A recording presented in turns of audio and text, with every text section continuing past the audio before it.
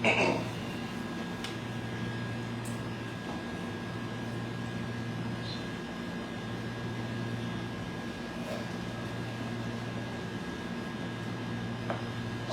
عليكم ورحمة الله وبركاته.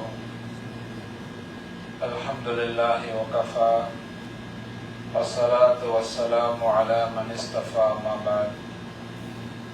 فقد قال الله تبارك وتعالى في القرآن العظيم والفرقان المجيد: فأعوذ بالله من الشيطان الرجيم بسم الله الرحمن الرحيم. وإذ جعلنا البيت مثابة للناس وأمنا واتخذوا من مقام إبراهيم مصلى. صدق الله العلي العظيم.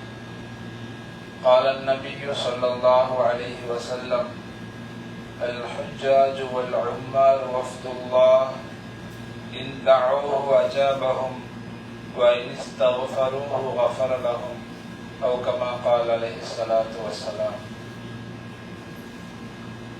பரந்த வையகத்தை படைத்து பரிபாலித்து வரும் வல்லவனாம் அல்லாஹ்விற்கே எல்லா புகழும்.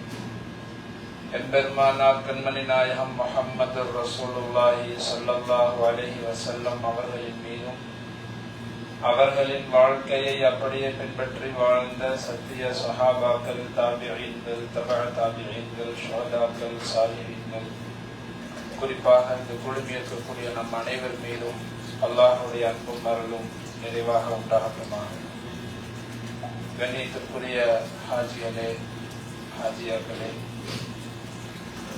அல்லாஹு ஜல்ல ஷானுஹு தஆலா நம் அனைவரையும் ஒரு உயர்ந்த அமலுக்காக, அவனுக்கு பிடித்தமான உயர்வான ஒரு அமலுக்காக நம்மை தேர்ந்தெடுத்திருக்கிறார்.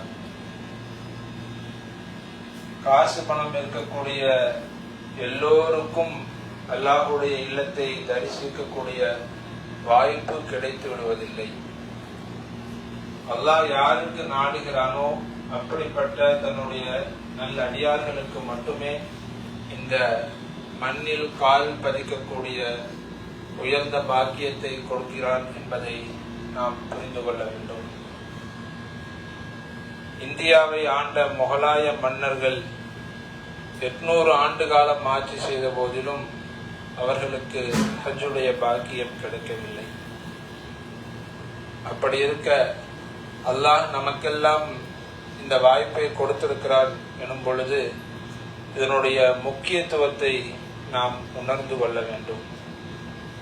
நாம் இங்கு இருக்கக்கூடிய ஒவ்வொரு மணித்துளியும் விலை மதிக்க முடியாதவை என்பதை கவனத்தில் கொள்ள வேண்டும். நாம் குறிப்பிட்ட நாட்களுக்காக மட்டுமே இந்த புனித பூமிக்கு வந்திருக்கிறோம். நம் ஊரில் இருப்பதை போன்று நிரந்தரமாக இங்கு நாம் தங்கிவிடப் போவதில்லை. நம் ஊரில் தொழக்கூடிய நன்மைகளை விட, நம் ஊரில் தொழக்கூடிய அந்த தொழுகைகளுக்கு கிடைக்கக்கூடிய நன்மைகளை விட 1,00,000 மடங்கு நன்மைகள் அதிகமாக கிடைக்கக்கூடிய வாய்ப்பை அல்லாஹ் இங்கே நமக்கு கொடுத்திருக்கிறான் எனும் பொழுது, நாம் இங்கு தொழக்கூடிய ஒவ்வொரு தொழுகையும் எவ்வளவு உயர்வானவை என்பதை நாம் கவனத்தில் கொண்டு அதற்காக பெரும் முயற்சி எடுத்துக்கொள்ள வேண்டியவர்களாக நாம் இருக்கிறோம். கண்ணியத்திற்குரியவர்களே, நாம் இங்கிருந்து திரும்பி செல்லும் பொழுது நாம் இங்கு செய்த அமல்களை நினைத்து பார்க்க வேண்டும், அதிலிருந்து பாடம் பெற வேண்டும். நாம் காபத்துல்லாவில் தவாப் செய்கிறோம், தொழுகிறோம். அந்த சமயத்தில் அங்கே எந்த அளவிற்கு இஸ்லாம் சமத்துவத்தை பேணுகிறது என்பதை நாம் புரிந்து கொள்ள முடிகிறது. அங்கே கருப்பர்களும் வெள்ளையர்களும் சமமாகத்தான் நிறுத்தி தொழுகிறார்கள். அரபிகளும் அரபி அல்லாதவர்களும் சமமாகத்தான் நின்று தொழுகிறார்கள்.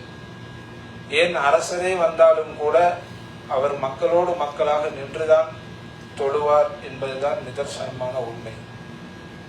ஆக இஸ்லாம் மனிதர்களுக்கு மத்தியில் எந்த அளவுக்கு சமத்துவத்தை வலியுறுத்துகிறது ஏற்றத்தாழ்வு பார்க்க கூடாது என்று வலியுறுத்துகிறது என்பதை நாம் இங்கே ஹரம் ஷரீஃபிலே கண்கூடாக பார்த்து கொண்டிருக்கிறோம்.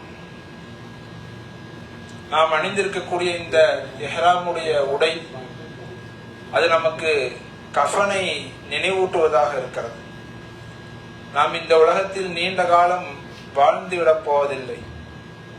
ஆமாரு உம்மத்தி மாபைன சித்தின இலா சபீன் வா அகல்லுஹும் யஜூஸு ஸாலிக். என்னுடைய உம்மத்தினருடைய வயது 60க்கும் 70க்கும் மத்தியில் தான், அதை கடப்பவர்கள் மிகவும் குறைவு என்று நபி ஸல்லல்லாஹு அலைஹி வஸல்லம் அவர்கள் சொல்லியிருக்கிறார்கள். அதை நினைவூட்டும் விதமாகத்தான் இந்த இஹ்ராமுடைய உடை இருக்கிறது. மனிதா, இந்த உலகத்தில் வாழும் பொழுது நிரந்தரமாக தங்கிவிடுவோம் என்று நீ நினைத்துக் கொள்ளாதே. இறுதியில் ஒரு நாள் இந்த உடைதான் உனக்கு அணிவிக்கப்படும் என்பதை நினைவூட்டக்கூடியதாக, மறுமையை ஞாபகப்படுத்தக்கூடியதாக இந்த உடை இருக்கிறது. எனவே நாம் இந்த இஹ்ராமுடைய உடையை உடுத்தும் பொழுது உணர்வு பெற வேண்டும், மறுமைக்காக நன்மைகளை முன்படுத்த வேண்டும், தயார் செய்ய வேண்டும் என்ற உணர்வு இந்த இஹ்ராமுடைய அணியும் பொழுது நமக்கு ஏற்பட வேண்டும். இந்த உடையை அணிந்து கொண்டு காபத்துல்லாவை சென்று தவாஃப் செய்கிறோம். உலகத்திலேயே சுற்றி வருவதற்கு அனுமதிக்கப்பட்ட ஒரு இல்லம் இருக்கிறது என்று சொன்னால் அது பைத்துல்லாஹ், அல்லாஹுடைய இல்லம் தான். அந்த ஒன்றை மட்டும்தான் சுற்றி வருவதற்கு இஸ்லாம் நமக்கு அனுமதித்திருக்கிறது. யோசித்து பாருங்கள், காபத்துல்லாவை தவாஃப் செய்யக்கூடியவர்களை ஒவ்வொருவரும் ஏதாவது ஒன்று சொல்லிக்கொண்டே தெரிந்து கொண்டிருப்பார்கள், சுற்றி கொண்டிருப்பார்கள். ஒருவர் குர்ஆன் ஓதிக்கொண்டே சுற்றி கொண்டிருப்பார், ஒருவர் திக்ர் செய்து கொண்டே சுற்றி கொண்டிருப்பார், ஒருவர் துவா செய்து கொண்டே சுற்றி கொண்டிருப்பார். இது எதை நமக்கு நினைவூட்டுகிறது என்று சொன்னால், ஒருவரின் மீது அன்பு கொள்கிறார், காதல் கொள்கிறார் என்றால் அவரை நினைத்துக் கொண்டு ஏதாவது கவிதைகளை படித்துக் கொண்டே தெரிவார், அவரை நினைத்துக் கொண்டு ஏதாவது பேசிக்கொண்டே தெரிவார். அப்படி இறை காதலர்களாக நாம் அந்த இடத்தில் ஆகிவிடுகிறோம்.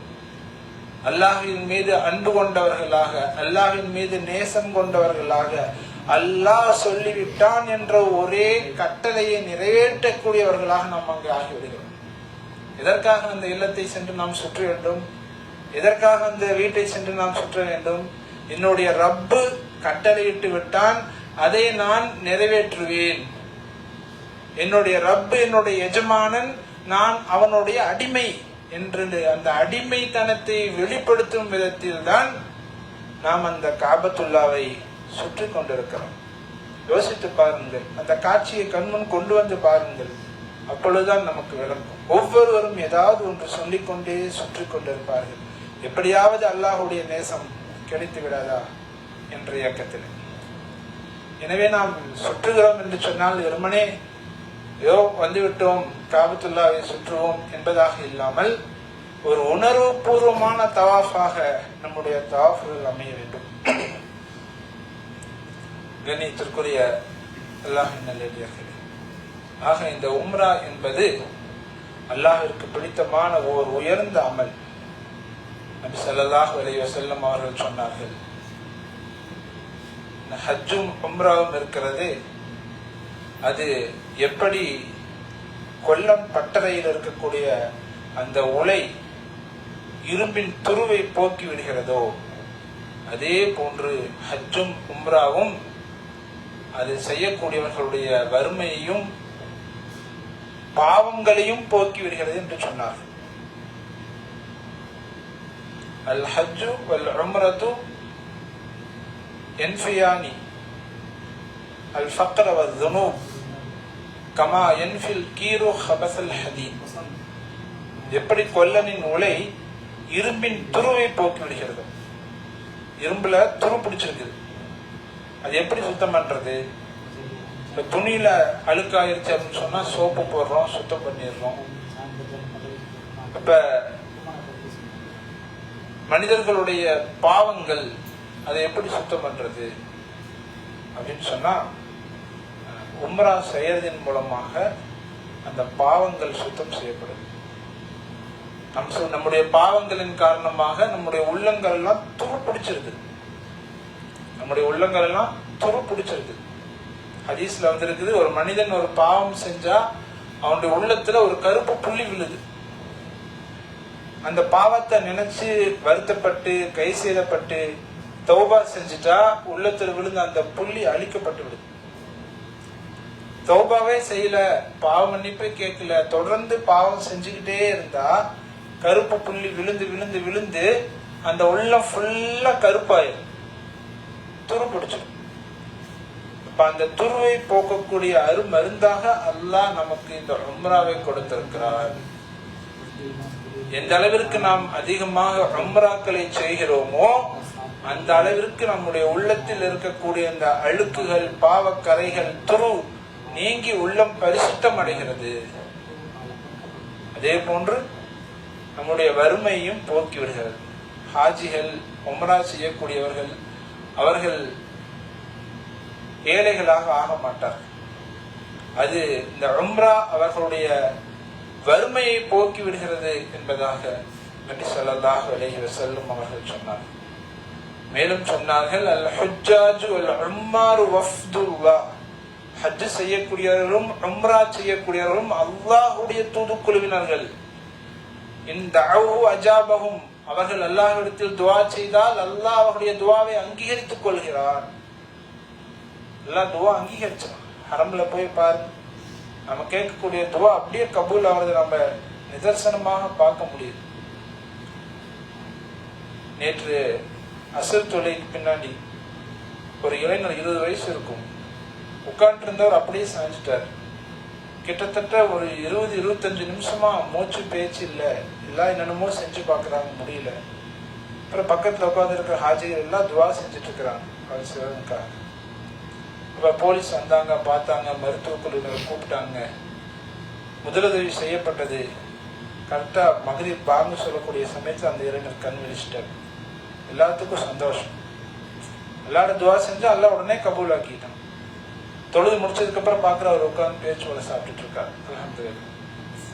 இந்த மாதிரியாக இந்த காபத்துல்லாவில் ஹரம் ஷரீஃப்ல வச்சு நாம கேட்கக்கூடிய துவாக்கள் அப்படியே கபூல் ஆகுது. இந்த அவுஹு அஜாபஹும், அவர்கள் அல்லாஹ்விடத்தில் துவா செய்தால் அல்லாஹ் அவருடைய துவாவை அங்கீகரித்துக் கொள்கிறார். அவர்கள் அல்லாஹ்விடத்தில் பாவ மன்னிப்பு தேடினால் அல்லாஹ் அவருடைய பாவங்களை மன்னித்து விடுகிறான். இப்ப துவா கபூல் ஆகுது அப்படின்னு சொல்லிட்டு நம்ம அங்க போய் உட்காந்து எல்லாம் காசு கொடு, பணத்தை கொடு, பங்களா கொடு அப்படின்னு உலகத்துக்கு மட்டும் கேட்டுட்டு முடிச்சிடக்கூடாது. எல்லா இடத்துல பாவ மன்னிப்பு கேட்கணும், அதுதான் ரொம்ப முக்கியம். அல்லாஹ்வுடைய மன்னிப்பை பெறுவதுதான் ரொம்ப முக்கியமானது. உலகத்தை கேட்கலாம், ஆனா அதை விட அதிகமா மறுமைக்காக நம்ம கேட்கணும். நல்லா என்னுடைய பாவங்களை மன்னிச்சிரு, என்னுடைய கபருடைய வேதனையிலிருந்து பாதுகாத்துரு, மறுமையுடைய சிரமங்கள் இருந்து பாதுகாத்து சொர்க்கத்தை கூடிய அல்லா அப்படின்னு சொல்லி மறுமையுடைய வெற்றிக்காக அதிகமாக நம்ம துவா கேட்கணும். நம்ம என்ன கேட்கிறோமோ அல்லாஹ் கொடுக்கிறோம். அதனால உலகத்துக்காக மட்டும் கேட்கக்கூடாது. அல்லாஹ் குர்ஆன்ல சொல்றான், وَمِنْهُمْ مَن يَقُولُ رَبَّنَا آتِنَا فِي الدُّنْيَا وَمَا لَهُ فِي الْآخِرَةِ مِنْ خَلَاقٍ. சில பேர் இருக்கிறாங்க, எப்படி துவா செய்யறாங்க, அல்லாஹ் ரப்பனா ஆத்தினா ஃபித் துன்யா ஹஸனா, உலகத்துல மட்டும் நல்லது கொடு அப்படின்னு கேட்கிறாங்க. அவர்களுக்கு மறுமையில எந்த பங்கும் கிடைக்காது. وَمِنْهُمْ مَن يَقُولُ رَبَّنَا آتِنَا فِي الدُّنْيَا حَسَنَةً وَفِي الْآخِرَةِ حَسَنَةً وَقِنَا عَذَابَ النَّارِ. இன்னும் சில நல்லவர்கள் இருக்கிறாங்க, அவங்க எப்படி துவா செய்யறாங்க அப்படின்னா, அல்லாஹ் இந்த உலகத்திலும் நல்லதை கொடு, ஆகிரத்திலும் நல்லதை கொடு, நரக வேதனையிலிருந்து பாதுகாத்துருன்னு சொல்லக்கூடிய நல்லவர்களும் இருக்கிறாங்க. அப்படிதான் துவா செய்யணும் அப்படிங்கறத அல்லாஹ் கத்துக் கொடுக்கிறோம். அதனால துன்யாவுக்காக மட்டும் கேட்டு நம்ம நிப்பாட்டிடக்கூடாது. இந்த உலகத்துல ஏதாவது ஒரு சிரமம் அப்படின்னு சொன்னா உதவுறதுக்கு நிறைய பேர் இருக்கிறாங்க. ஆனா மறுமையுடைய அந்த மன்சில் இருக்குதே, கபரில் இருந்தே ஆரம்பமாயிரும். அங்க நம்ம தன்னந்தனியா தான் போகணும். நாம சேர்த்து வச்ச செல்வங்கள் நம்ம கூட வராது, நம்முடைய உறவினர்கள் நம்ம கூட வரமாட்டாங்க, நம்முடைய பதவி, அதிகாரம், ஆட்சி எல்லாமே இங்கே போயிடும். தனியா தான் நம்ம அங்க போய் ஆகணும். அதுக்காக நம்ம துவா செய்ய வேண்டாமா? கபருக்காக, மறுமையுடைய வெற்றிக்காக, நரகத்திலிருந்து பாதுகாப்புக்காக அல்லாஹ்விடத்தில் அதிகமாக நம்ம இந்த நாட்களை பயன்படுத்திக்கொள்ளணும். அல்லாஹ் துவா கேட்டுருணும். ஆக கண்ணியத்திற்குரிய அல்லாஹ்வின் நல்லடியார்களே, அல்லாஹ் ஜல்லஷானஹு தஆலா நமக்கு இந்த உம்ராவுடைய பாக்கியத்தை கொடுத்திருக்கிறோம் அப்படின்னு சொல்லி சொன்னா அதனுடைய மதிப்பை நாம உணர்ந்து இதனுடைய ஒவ்வொரு நேரமும் நமக்கு எவ்வளவு முக்கியத்துவம் வாய்ந்தது அப்படிங்கிறத உணர்ந்து அதை நாம நன்மையில கழிச்சிடணும். பெரியார்கள் சொல்றாங்க, ஒருத்தர் இந்த புனிதமான இடத்துல ஒரு பாவம் செஞ்சுட்டாரு அப்படின்னு சொன்னா அல்லாஹ் பாதுகாக்கணும், அந்த பாவம் அவருடைய வாழ்நாளில் நிலைத்து விடக்கூடிய அபாயம் இருக்கிறது என்பதாக சொல்றாங்க. அல்லாஹ் பாதுகாக்கணும். அதனால நம்ம ஊர்ல இருக்கிற மாதிரி இங்க இருக்கக்கூடாது. செல்போன் எடுத்துட்டு வீடியோக்கள் பார்த்துட்டு நேரத்தை வீணா கழிச்சிடக்கூடாது. ரொம்ப பேணுதலாக இருக்கணும். ஹரம் அப்படின்னு சொல்லி சொன்னாலே கண்ணியமான இடம். இந்த ஹரம் ஷரீர், ஹரம் எல்லை உட்பட்ட எல்லை இருக்குது, ரொம்ப கண்ணியமான இடம், மகத்துவம் மிக்க இடம். இந்த இடத்துல ரொம்ப பேணுதலாக நாம இருக்க கடமைப்பட்டவர்களாக இருக்கிறோம். ஆக கண்ணியத்திற்குரிய அல்லாஹ்வின் நல்லடியார்கள், இந்த உம்ரா அல்லாஹ் சொல்றான், வஅத்திமுல் ஹஜ்ஜ வல் உம்ரத லில்லாஹ், ஹஜ்ஜையும் உம்ராவையும் அல்லாஹ்விற்காக பரிபூர்ணப்படுத்துங்கள் என்பதாக சொல்றோம். வேற எந்த நோக்கமும் இருக்கக்கூடாது. நம்ம இங்க வந்தது அல்லாஹ்வுடைய பொருத்தத்தை பெறணும் அப்படிங்கிற ஒரே நோக்கத்துக்காக, அந்த ஒரே நோக்கத்தை முக்கியமாக கொண்டு எந்த அளவிற்கு முடியுமோ அந்த அளவிற்கு நாம் அமல்கள் செய்து ஒவ்வொரு நாளும் அதிகமான உம்ராக்கள், தவாஃபுகள், தொழுகை ஜமாத்தாக ஹரம்ல போய் தொழுகிறது, திக்ர் செய்யறது, இஸ்திக்ஃபார் செய்யறது, துவாக்கள் கேட்கிறதா என்பதாக நம்முடைய நேரங்களை பயனுள்ளதாக கழிக்க வேண்டும். அல்லாஹு ஜல்ல ஷானுஹு தஆலா தஹிய உயர்ந்த பாக்கியத்தை நம் அனைவருக்கும் தந்தருவானாக. வாஹிர் தாவானா அல்ஹம்துலில்லாஹி ரப்பில் ஆலமீன். அஸ்ஸலாமு அலைக்கும் வரஹ்மத்துல்லாஹி வபரகாத்துஹு.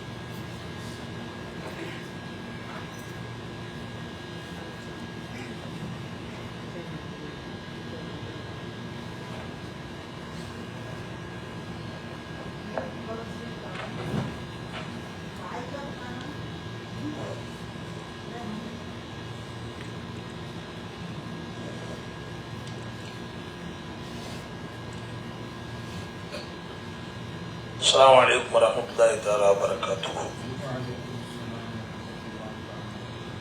ஹஸரத் அவர்கள் பயான் செஞ்சாங்க, அதை உள்வாங்கி இருப்பீங்கன்னு நினைக்கிறேன். நான் இப்ப சொல்ல போறது, நாம அங்கிருந்து ஒரு 4 நாள் 5 நாள் ஆகிறது. இனி மீதமுள்ள இருக்க போற 10 நாளையும் எவ்வாறு கழிக்க போகிறோம், எவ்வாறு சிறப்பு அடைந்தோம், எவ்வாறு சிறப்பு அடைய போகிறோம் என்பதையே, ஹாஜிகளுடைய தனி சிறப்பு, குறிப்பாக பெண்கள் நம்முடைய ஊரிலே ஒரு ஆணை பார்ப்பதற்கு பெண்ணுக்கு அனுமதிக்க மாட்டார்கள், பெண்ணை பார்ப்பதற்கு ஆணை அனுமதிக்க மாட்டார்கள். இது ஒரு ஜனாசா, ஒரு மையத்தை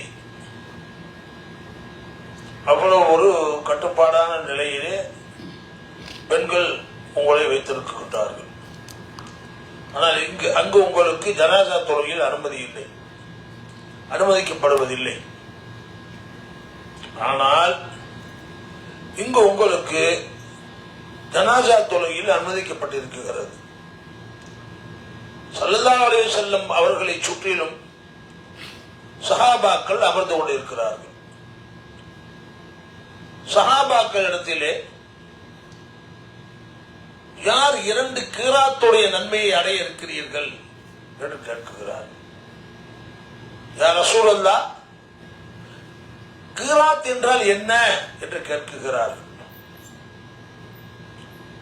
ஒரு கீராத் என்பது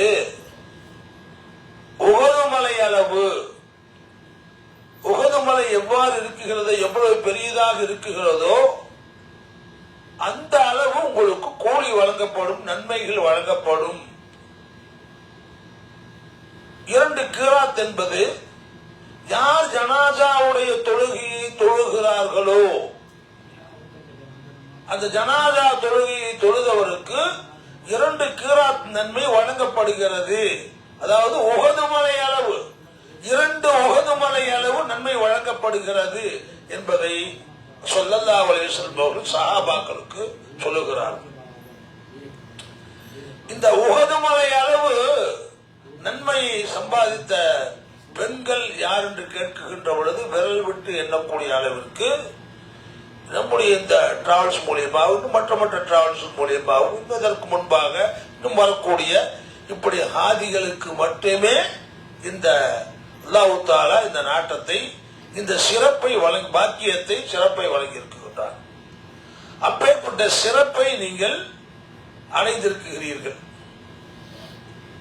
ஒரு தராசிலே நாம் கொடுத்த டிராவல்ஸுக்கு நாம் கொடுத்த பணத்தையும் ஒரு தட்டிலும் இன்னொரு தட்டிலே நாம் அவர்கள் என்று சொல்வதை விட அல்லாஹ் தஆலா நம்மை அங்கிருந்து இங்கு அழைத்து வந்து காபத்துல்லாவை காண்பித்து, இதுதான் ஹஜரத்துல் அஸ்வத்துக்கல், இதுதான் தவாப், இதுதான் ஷஹி என்றெல்லாம், இது ஜம்ஜம் நீர், இந்த ஜம்ஜம் நீருடைய சிறப்பு இவ்வாறு, ஜம்ஜம் தண்ணீர் இவர்களால் உருவாக்கப்பட்டது, இஸ்மாயில் அலைஹிஸ்ஸலாம் அவர்களால் உருவாக்கப்பட்டது, நபி இப்ராஹிம் அலைஹிஸ்ஸலாம் இஸ்மாயில் அலைஹிஸ்ஸலாம் அவர்களும் இந்த காபத்துல்லாவை கட்டினார்கள், எழுப்பினார்கள் என்றெல்லாம் ஒரு செய்தியாக, ஒரு சரித்திரமாக நாம் கேள்விப்பட்டோமே ஒழிய, ஆனால் நேரடியாக நாம் பார்க்கவில்லை.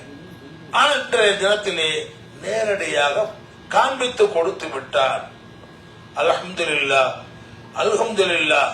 அல்லாஹ்வுக்கு நாம் மிகவும் நன்றி செலுத்த கடமைப்பட்டிருக்கின்றோம். அவனுக்கு நாம் மீண்டும் மீண்டும் நாம் நன்றி செய்ய கடமைப்பட்டிருக்கின்றோம். அப்படி உள்ள இந்த இடத்திலே நீங்கள் எல்லோரும் தனிச்சிறந்த சிறப்பாளர்களாக ஆகிவிட்டீர்கள்.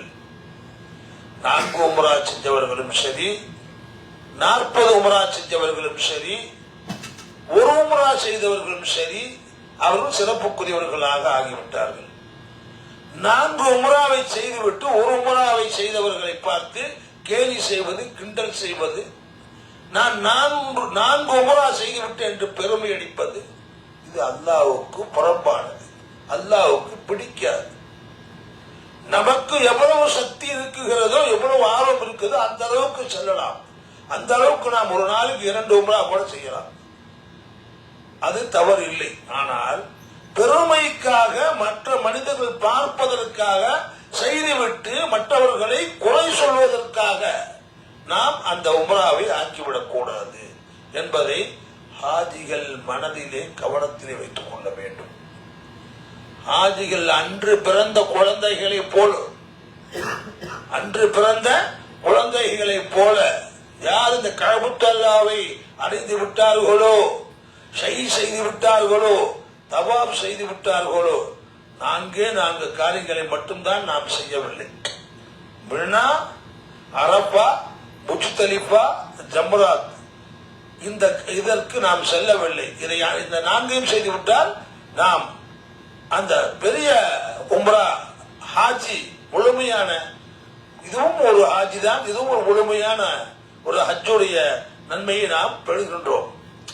ஆக இப்படி ஒரு தூய்மையானவர்களாக, சிறப்பானவர்களாக, சிறந்தவர்களாக, அதற்கு சொன்னது போல அல்லாஹ்வுடைய தூதுக்குழுவில் ஒருவராக ஆஜிகள் ஆக்கப்படுகிறார்கள், நியமிக்கப்படுகிறார்கள். உங்களுடைய துஆவை கபூல் செய்யப்படுகிறது, உங்களுடைய துஆ ஏற்றுக்கொள்ளாமல் விடுவதில்லை என்றெல்லாம் சொல்றார்கள். அதுவெல்லாம் உண்மை.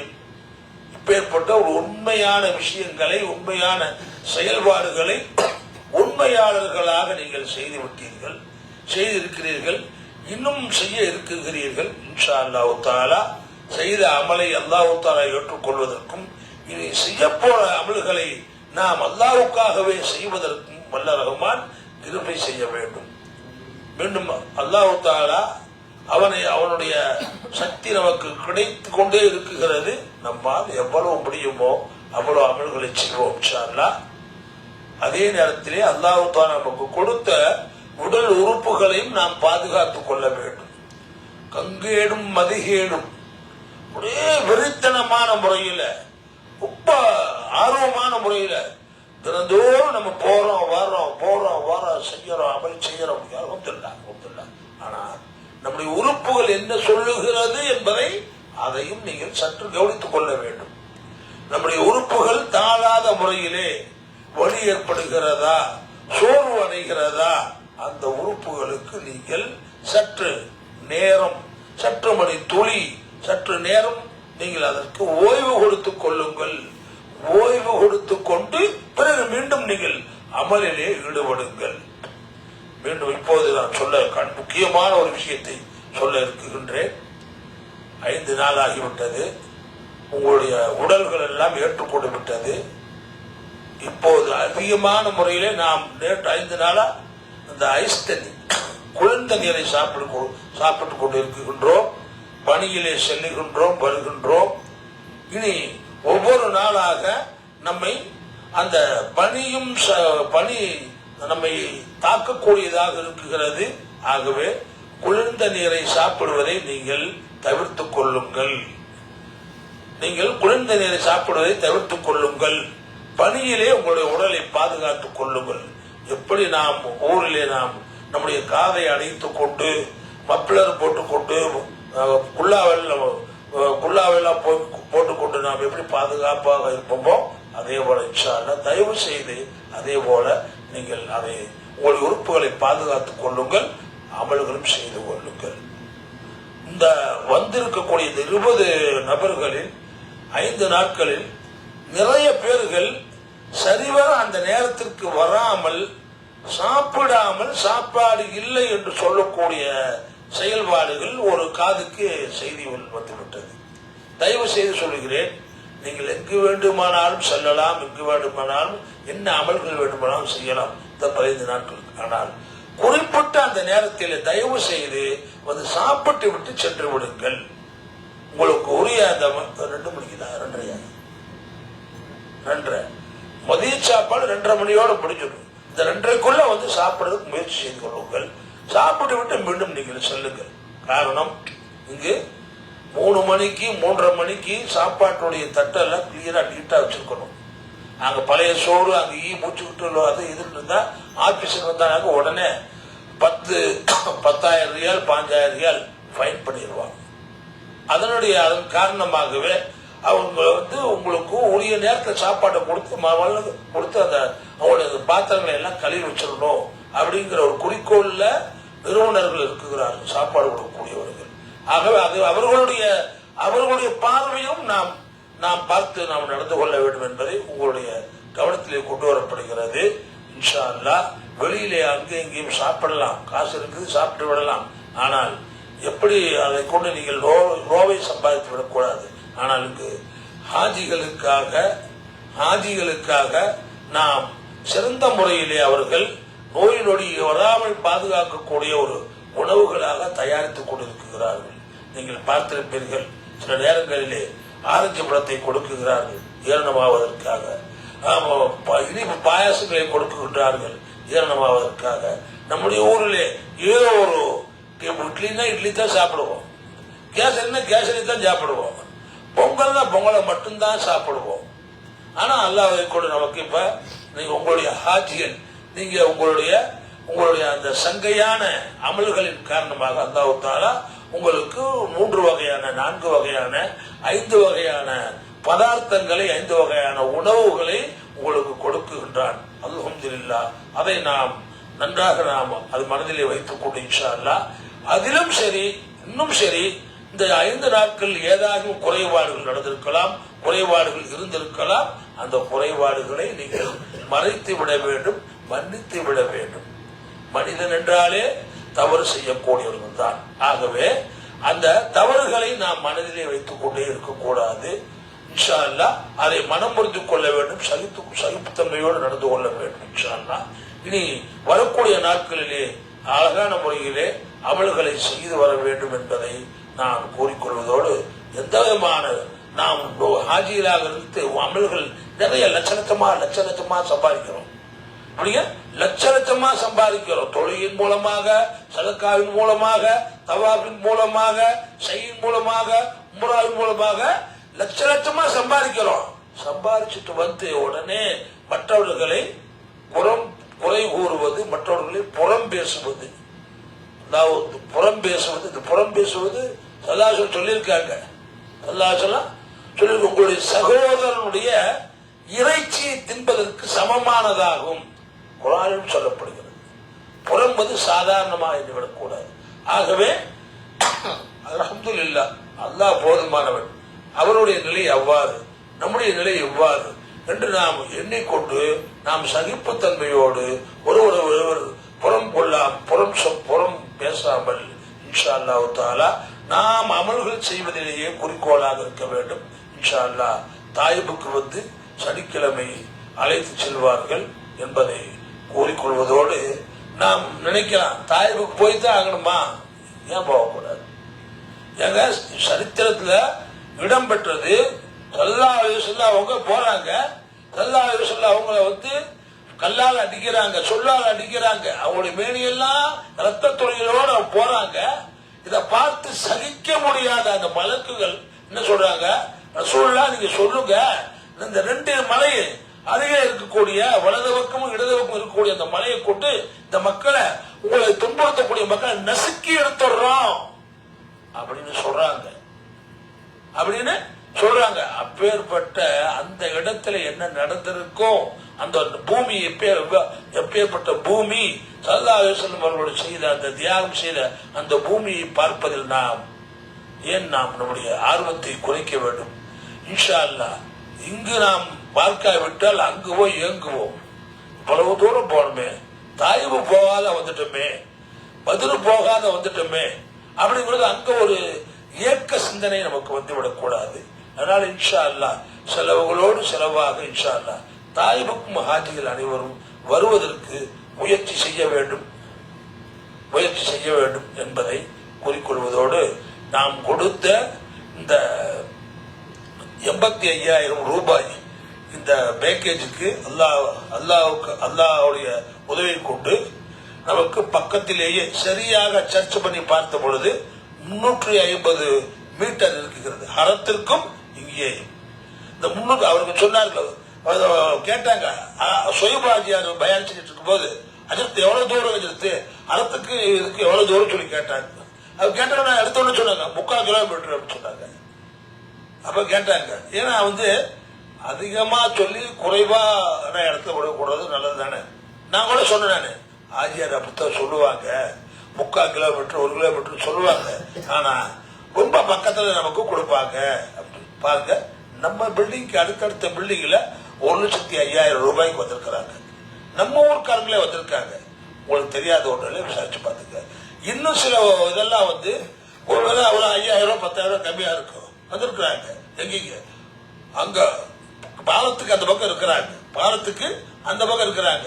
நாம பக்கமா நம்ம வீட்டுல இருந்து நம்ம பள்ளிவாசலுக்கு போனா எவ்வளவு தூரமோ அந்த மாதிரி ஒரு பக்கமான ஒரு நிலையில நம்மளை கொண்டு அல்லாஹ் தஆலா சேர்த்து வைக்கும். இதற்கு ஆகமாக்கப்பட்ட முறையிலே அதுக்குண்டான முயற்சியை எடுத்த அல் பஷாரத் ஹஜ் உம்ரா சர்வீஸுடைய ஓனர் உரிமையாளர் ஷொய்ப் ஆஜியார் அவர்களுக்கும் அவர்களுடைய குடும்பத்தினர் அவர்களுடைய உறவுகளான மகனாக விளங்கக்கூடிய ஷுஹைல் ஹாஜியார் அவர்களுக்கும் இன்னும் கூட வந்த டீமுக்கே நாங்கள் நன்றி செய்ய கடமைப்பட்டிருக்கின்றோம்.